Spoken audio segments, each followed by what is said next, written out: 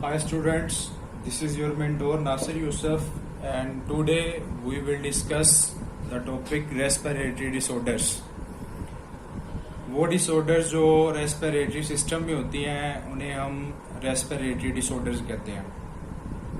ये जो डिसऑर्डर्स हैं ये एयर पैसेज में भी हो सकती हैं और ये लंग्स में भी हो सकती हैं। 3 डिसऑर्डर्स आज हमने डिस्कस करनी है, जिसमें सबसे पहले है bronchitis, emphysema and then pneumonia. ये जो रेस्पिरेटरी डिसऑर्डर्स हैं इनमें जो की पॉइंट्स हमने यहाँ रखने हैं जो सबके अंदर आपको मिलेंगे, यू कैन से कि हेडिंग्स,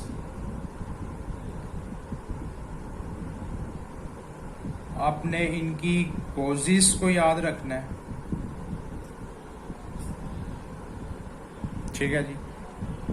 देन इनकी सिम्टम्स,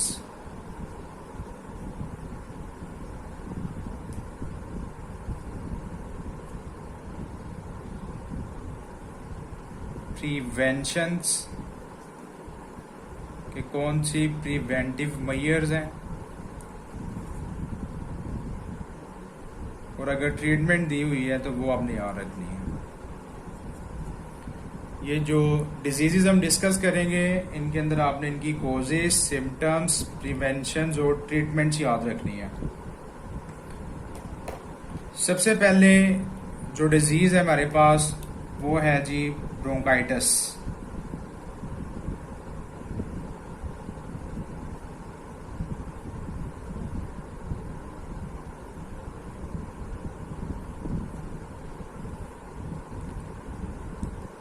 ब्रोंकाइटिस की अगर बात की जाए तो इट्स एन इन्फ्लेमेशन।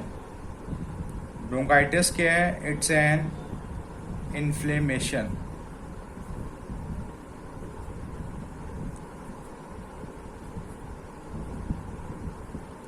अब इन्फ्लेमेशन क्या है?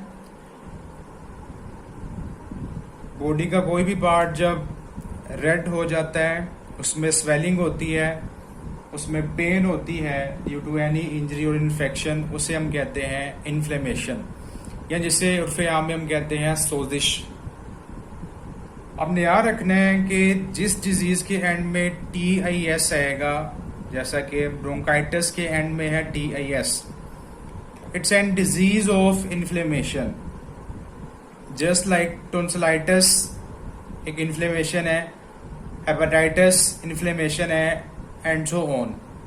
ये हिंट है कि जिस डिजीज के एंड में TIS मोस्टली आएगा दैट इज इन्फ्लेमेशन, राइट। अब इस इन्फ्लेमेशन की वजह से क्या होता है? There is an excessive production या सिक्रीशंस ऑफ म्यूकस। म्यूकस की जो प्रोडक्शन है वो बहुत ज़्यादा होती है ड्यू टू दिस इन्फ्लेमेशन। अब एक्सेसिव सिक्रीशन की वजह से क्या होता है कि इसमें जो ट्यूब्स होती हैं,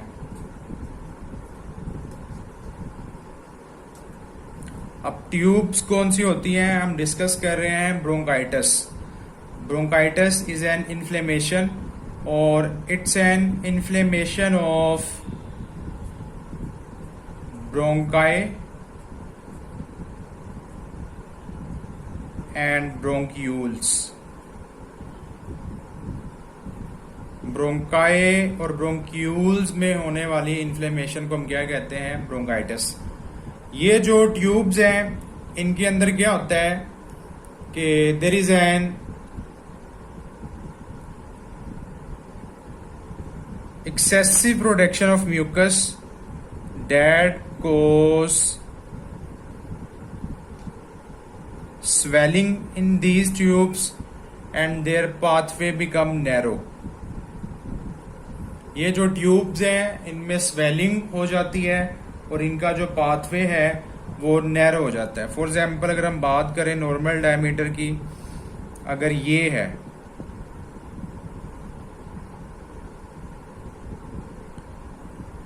तो ब्रोंकाइटिस में क्या होता है कि यही जो पाथवे है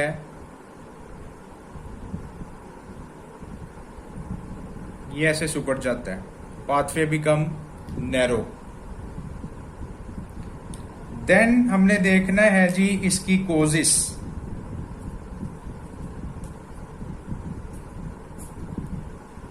अगर कोजिस की बात की जाए तो इसकी कोजिस में ज्यादातर माइक्रोब्स हैं, like viruses, bacteria and other chemical irritants. Chemical irritants कौन से हैं? डस्ट पार्टिकल्स हो सकते हैं, एयर पोल्यूटेंट्स हो सकते हैं, और smoke. These are the chemical irritants that cause bronchitis, जिनकी वजह से म्यूकस की एक्सेसिव प्रोडक्शन होती है और जो ट्यूब्स का नॉर्मल पाथवे है वो नैरो हो जाता है और उनमें स्वेलिंग होती है। नेक्स्ट है जी इसकी टाइप्स।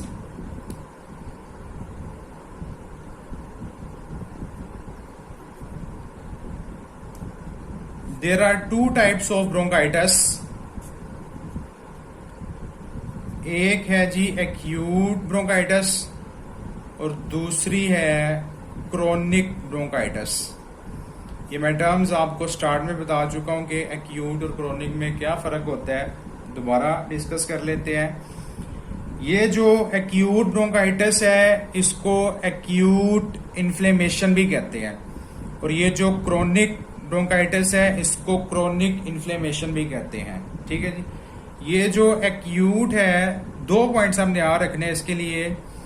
ये शॉर्ट टाइम पीरियड के लिए होती है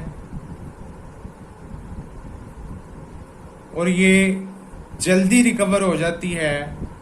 you can say that within 2 weeks ये रिकवर हो जाती है, and there is no any permanent damage to the tubes. मैंने आपको कहा है कि दो बातें हमने याद रखनी है इसके अंदर, कि एक तो शॉर्ट टाइम पीरियड है इसका, जिसकी वजह से कहते हैं शॉर्ट टर्म इन्फ्लेमेशन, और ये 2 वीक्स में रिकवर हो जाती है, and there is no permanent damage to bronchi and bronchioles. On the other side अगर बात की जाए क्रोनिक इन्फ्लेमेशन या क्रोनिक ब्रोंकाइटिस की, तो इसका जो टाइम पीरियड है वो डिफरेंट होता है। ये 3 मंथ से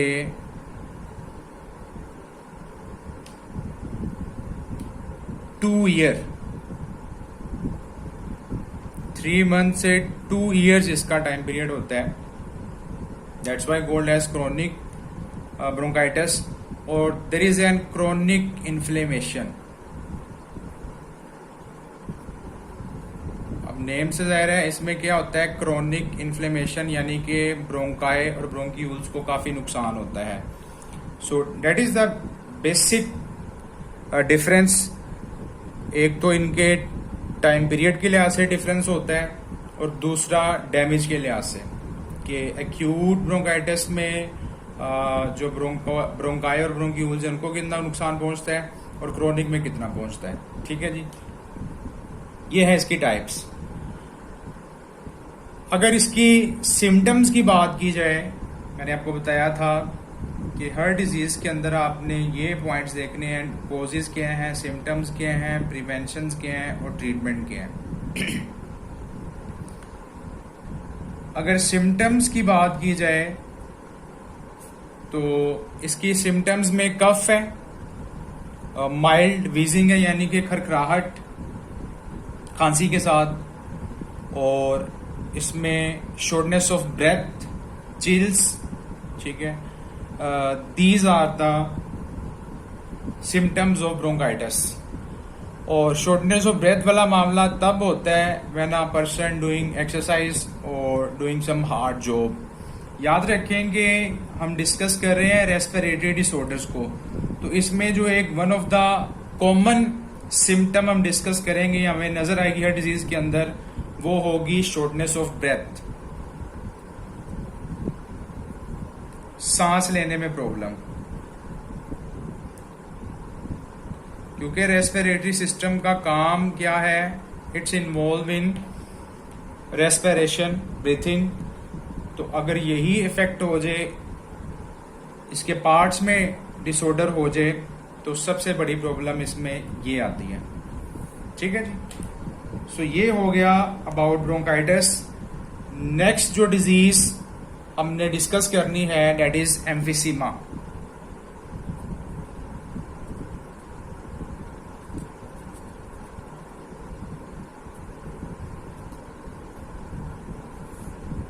अगर आप यहाँ टॉप पे देखें तो मैंने इनके की पॉइंट्स लिखे हुए हैं, ये हमने डिस्कस कर ली है ब्रोंकाइटिस को। और अगर बात की जाए एम्फिसीमा की, तो इट्स एन डिस्ट्रक्शन,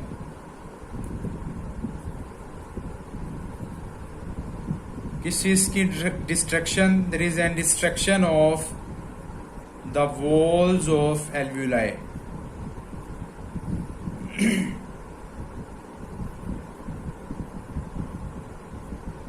एल्वुलाई की जो वॉल्स हैं वो ब्रेक होना स्टार्ट हो जाती हैं। ठीक है जी। अब इसकी वजह से क्या होता है, इनकी वजह से जो एयर सैक्स हैं वो लार्ज हो जाते हैं, but having less surface area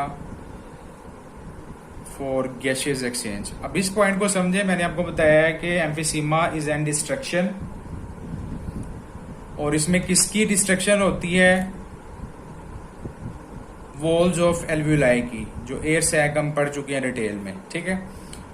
जब डिस्ट्रक्शन होती है तो ये जो सैक्स हैं ये लार्ज हो जाते हैं, लेकिन इनका जो सरफेस एरिया है वो कम हो जाता है फॉर द गैसियस एक्सचेंज। अब डायग्राम के जरिए हम इसको देख लेते हैं। फॉर एग्जाम्पल, अगर हमारे पास ये इसकी डायग्राम है,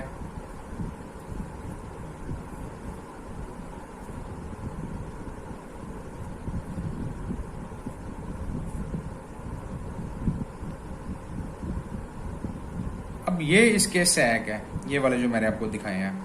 अब हर एक सैक के अंदर क्या होता है, एक्सचेंज ऑफ गैसेस का प्रोसेस होता है। वो पेशेंट या एम्फिसीमा के जो पेशेंट है उनमें क्या होता है कि यही जो वॉल्स हैं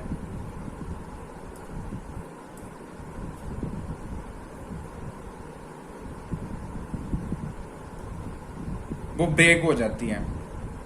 अब आप चेक करें कि इसमें सेंट्रल वॉल्स हैं, ये वाली जो, लेकिन इसमें सेंट्रल वॉल्स नहीं है, यानी कि यहाँ जो सरफेस एरिया है वो क्या हो गया है, लार्ज हो गया, but having less surface area for gases exchange. क्योंकि एयर सैक्स का काम है gases exchange, these air sacs provide the respiratory surfaces, लेकिन जब इनका सरफेस एरिया कम हो जाएगा तो जो गैसेस एक्सचेंज का प्रोसेस है वो बहुत ज्यादा इफेक्ट होगा। ठीक है जी। होता क्या है कि हम पढ़ चुके हैं कि ब्रीथिंग के अंदर दो फेजेस होती हैं, इनहेलेशन एंड एक्सहेलेशन। जब एक्सहेलेशन होती है तो उसके बाद जो चेस्ट कैविटी है उसके अंदर जो पार्ट्स हैं ब्रीथिंग के, जस्ट लाइक डायफ्राम है, रिम मसल्स हैं, ठीक है, ये दोबारा अपनी कंडीशन पर जल्दी नहीं आते, जिसकी वजह से क्या होता है कि जो एयर है वो बॉडी के अंदर ही ट्रैप होना स्टार्ट हो जाती है। आई रिपीटेड कि इसमें होता क्या है कि जब एयर सैक्स का सरफेस एरिया कम होता है फॉर गैसियस एक्सचेंज, तो होता क्या है कि आफ्टर एक्सहेलेशन जो बॉडी पार्ट्स हैं चेस्ट कैविटी के, डायफ्रामरी मसल्स हैं, it takes time to take normal position. ठीक है जी। जिसकी वजह से एयर ट्रैप होना स्टार्ट हो जाती है, और फिर इसकी वजह से बहुत ज़्यादा सीरियस कॉम्प्लिकेशंस होती हैं, क्योंकि बॉडी के अंदर ऑक्सीजन की डेफिशिएंसी स्टार्ट हो जाती है, ब्लड के अंदर ऑक्सीजन की डेफिशिएंसी हो जाती है।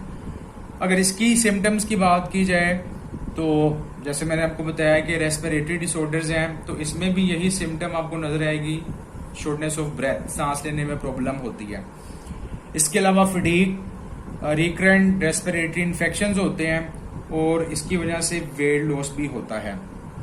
जब किसी पर्सन को पता चलता है, डायग्नोज होती है ये डिजीज उसके अंदर, तो तब तक उसके जो 50 to 70% जो लंग्स हैं वो डिस्ट्रॉय हो चुके होते हैं।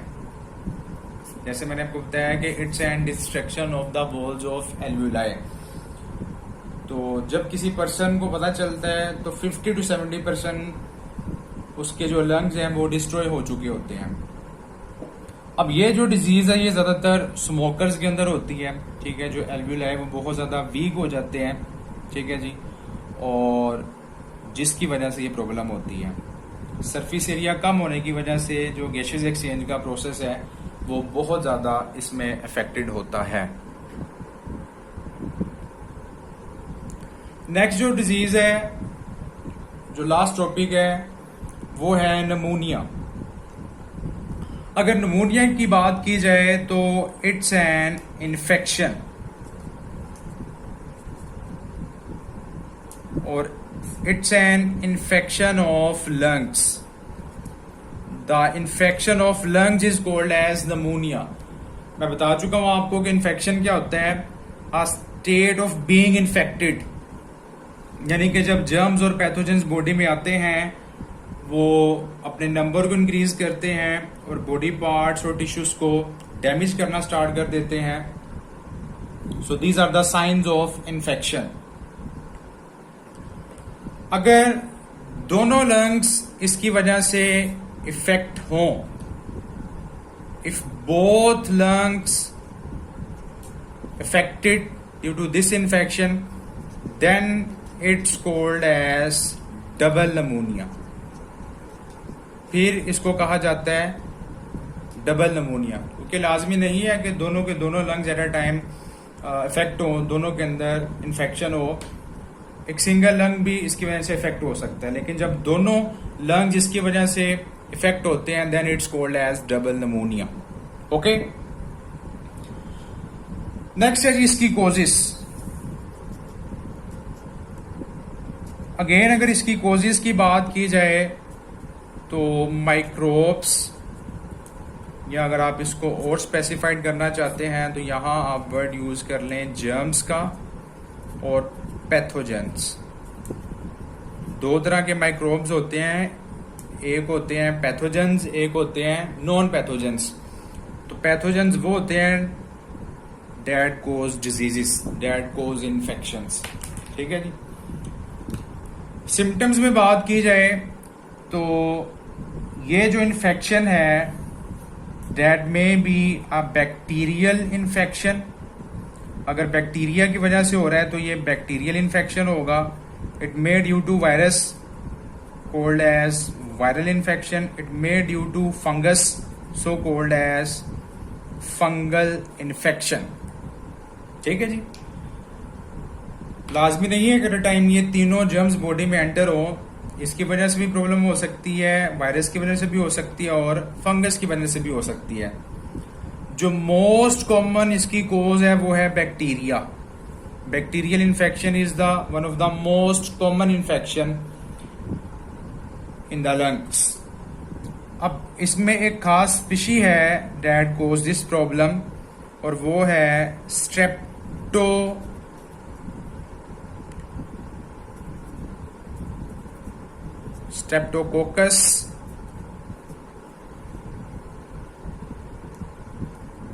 स्ट्रेप्टोकोकस निमोनियाए। निमोनिया के स्पेलिंग लिख के आपने सिंपली क्या करना है, आगे ई लिख देना है, ठीक है, ई का लेटर ऐड कर देना है, तो ये बैक्टीरिया का साइंटिफिक नेम बन जाएगा स्ट्रेप्टोकोकस निमोनियाए। और आपने इसको अंडरलाइन भी करना, यू नो कि इट्स एन साइंटिफिक नेम। जो साइंटिफिक नेम है उसको अगर हम मैन्युअली लिखें तो उसको अंडरलाइन किया जाता है, स्पीशीज को सेपरेट और जीनस को सेपरेट, ठीक है जी। सबसे पहले नाम अगर आपको याद हो बायोनॉमियल नोमेनक्लेचर में सबसे जो पहला नाम होता है वो जीनस का होता है और जो सेकंड नेम होता है वो स्पीशी का होता है। ठीक है जी। तो एक वायरस भी है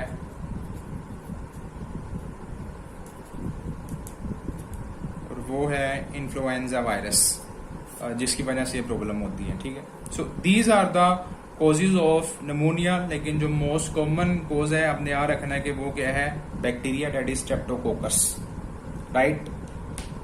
अब इसका मोड ऑफ एक्शन क्या है कि ये डिजीज कैसे होती है, या मैकेनिज्म की अगर हम बात करें, स्टार्ट कैसे होती है ये डिजीज, यू कैन से मोड ऑफ एक्शन। अब मोड ऑफ एक्शन क्या है, जब भी कॉस्टिव एजेंट्स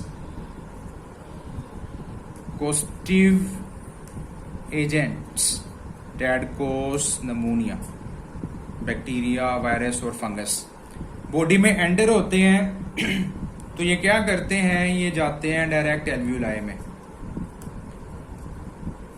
हम पढ़ चुके हैं कि नेजल कैविटी के अंदर एयर और म्यूकस होता है, उसके अलावा ब्रोंकाई और ब्रोंक्यूल्स के अंदर भी सीलिया और म्यूकस होता है।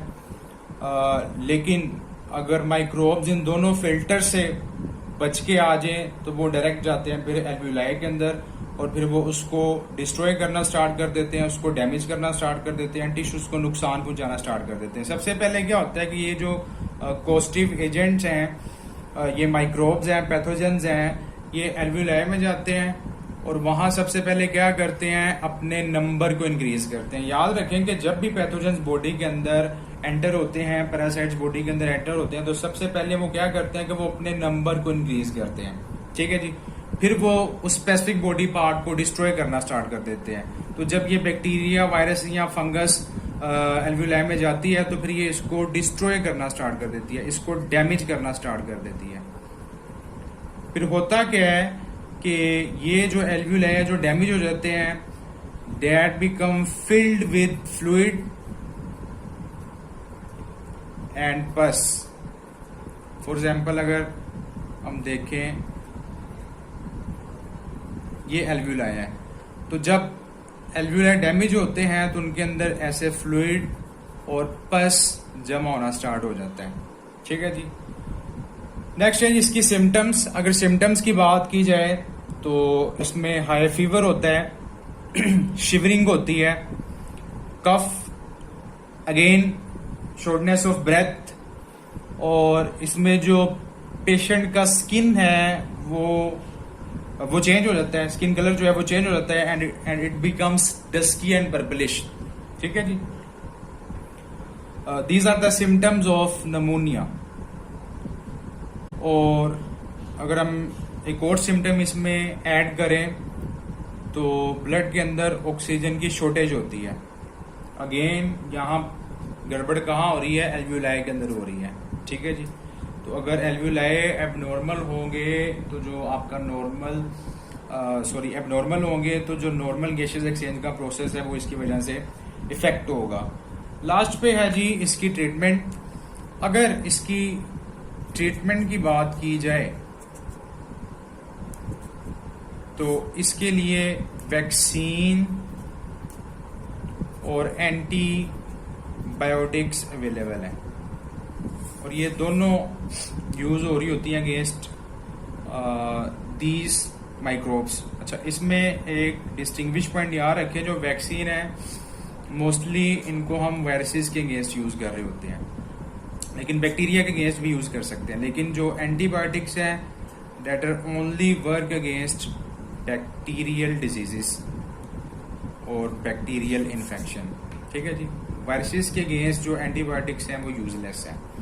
सो that is all about pneumonia and the respiratory disorders. If you have any question, you may ask.